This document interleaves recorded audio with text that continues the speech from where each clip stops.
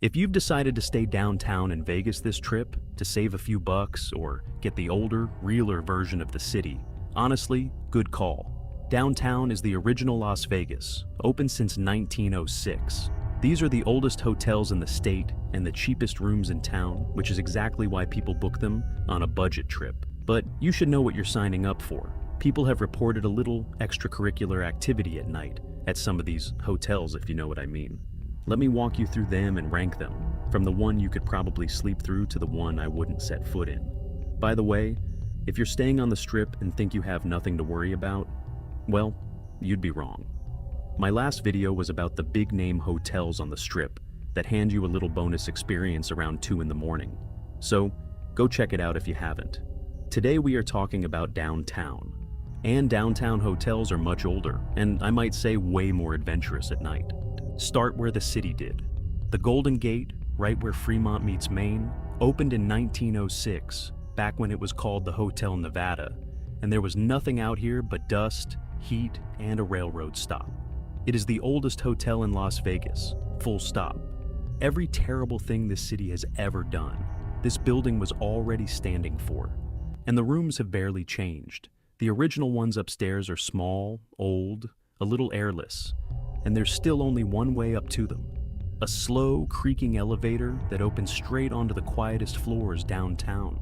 Here's what guests keep describing up there. You lie down in a comfortable bed, dead tired, and you can't settle. Something is off. And then you watch a shadow, the shape of a man, come down the hallway of your own room and cross to the foot of the bed, close enough that you feel the floor move under his footsteps. One couple got what they swear is a photograph of him. They took it to a psychic, who told them it was an entertainer, a lounge performer from the 1970s who never checked out. Ask the regulars which rooms to avoid, and they'll tell you the same thing. Stay off the old Fremont Street side. And here's the tell that makes it worse. Every other hotel downtown sells its ghosts now, runs the tour, prints the shirt, puts it on the marquee. The Golden Gate is the one place that goes quiet. It has spent decades politely downplaying what people report on those floors, waving it off, changing the subject. And in a town where everyone is trying to sell you a scare, the one place that won't talk about it is usually the one with the most to keep quiet. 2 minutes away is the one people check into, hoping something happens to them. Walk into Binion's, the old casino right on Fremont, and buried inside it, most tourists never even notice, is the Hotel Apache. It opened in 1932 with the first electric elevator in all of Las Vegas, and that same slow, creaking car still carries you up to your room in the dark. Except guests say it doesn't always take them where they pressed.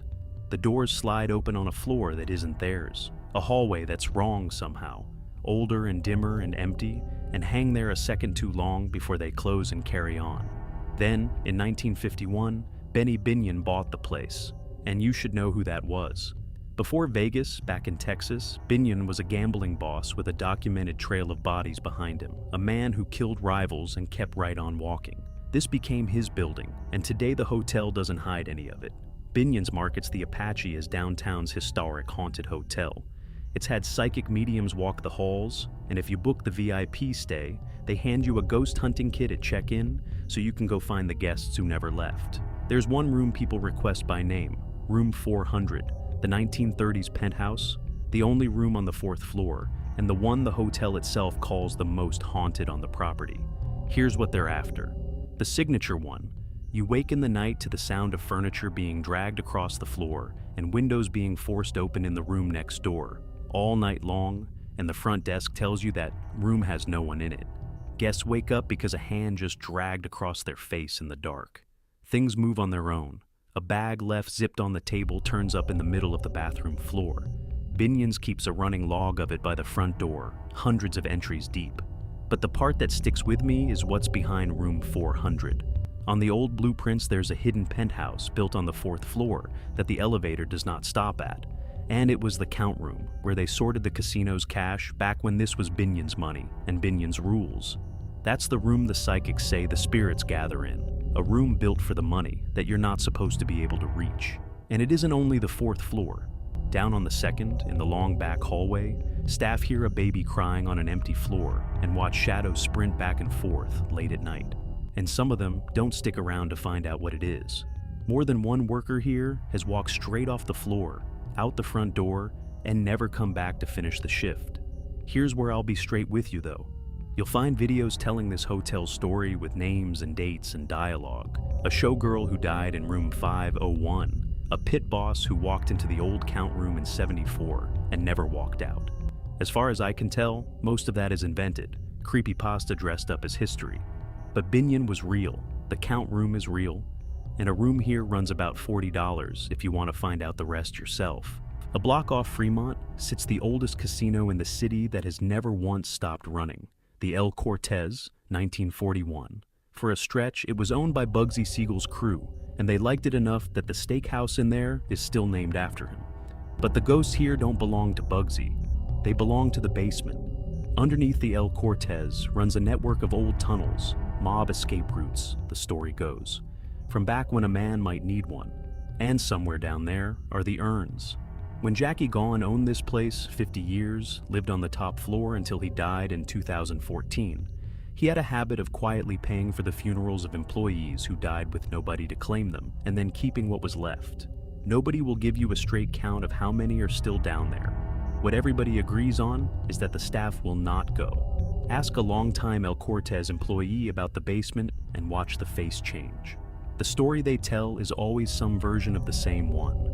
A worker steps off the elevator into the dim, hears water running in a pipe that has never run before, sees a door standing open on a pitch-black room, and as he reaches to push it, a big pale hand comes groping out of the dark toward him. He backs off, apologizes to the empty air, shoves the door wide so the light spills in. Nothing. Nobody. An empty room. And it isn't only the forgotten down there. Up in the old wing, guests keep meeting a heavy-set man in a loud green suit who's gone the second they focus on him. The regulars swear it's Fat Irish Green, and here's where I have to split legend from fact.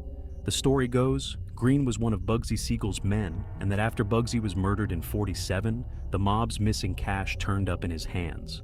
He traded it back, and his reward was a room at the El Cortez for life. Great story. It also first showed up in a book decades later with no sources, and the timeline doesn't even work because the mob had already sold the El Cortez before Siegel died. So, take Fat Irish Green as folklore, but not everything here is. A few years ago, a security guard at this hotel was shoved to the ground, hit his head, and died. That one lives in a courtroom transcript, not a ghost tour. And the casino's answer to all of it? Last year they offered a stranger $5,000 to spend the weekend hunting the place with a camera. As far as anyone can tell, nobody who works there volunteered. Which brings us to the worst thing downtown, and it isn't a hotel at all. A few minutes off Fremont, in a 1930s mansion that came with its own black reputation before a single exhibit was moved in, is Zach Bagans' Haunted Museum. 30-some rooms of what are supposed to be the most cursed objects in America, gathered under one roof on purpose, which is either brave or the single dumbest idea anyone in this city has ever had. And this city has had a few. Kevorkian's actual death van is parked in there. The staircase they tore out of the demon house is in there. But everybody comes for one thing, alone, behind glass, in a room of its own. The Dybbuk box. It's a plain wooden wine cabinet. It's also been called the most haunted object in the world. And here's what gets under your skin. Every owner it has ever had tells the same story. The bad luck shows up the day the box does. Sickness with no cause. The same shadow figure in the same nightmare, night after night. A smell of cat urine and jasmine curling through a room with nothing in it to make either. The museum openly credits that box with everything from deaths to a stroke, to cursing a famous musician who leaned in too close on camera and then had a genuinely miserable year. And you don't have to buy a single word of the curse to notice the pattern in the room itself. People walk in fine, and walk out dizzy, nauseous, some of them crying and can't tell you why. The staff won't be left alone with it, and you can buy a ticket and go stand in front of it this afternoon. So that's downtown, older than the Strip, and it feels every year of it. And I'll leave you the same honest line I always do. The history down here, the mob, Binion, the urns in that basement, the men who really did walk into this town and vanish, none of that got made up to sell a tour. It's on the record, and it is darker than any ghost anyone's ever hung on top of it. Whether something is still walking those upper floors, that part I'll leave to you. But we are still not at the bottom of this, because the darkest places around Las Vegas aren't downtown either. They're past the last casino light, out in the desert. The ghost towns nobody ever reopened, the spots tied to real Vegas murders, the places the tour buses turn around before they ever reach. That's the one I'd think twice before visiting. Before you go, tell me this: downtown or the Strip? Which one are you actually brave enough to sleep in? Room 400 at the Apache? The El Cortez, one floor up from those urns? Or would you drive straight past every last one of them? Put it in the comments. And if I left out the downtown spot that scared you, I want to hear it. I'll see you out in the desert. Maybe.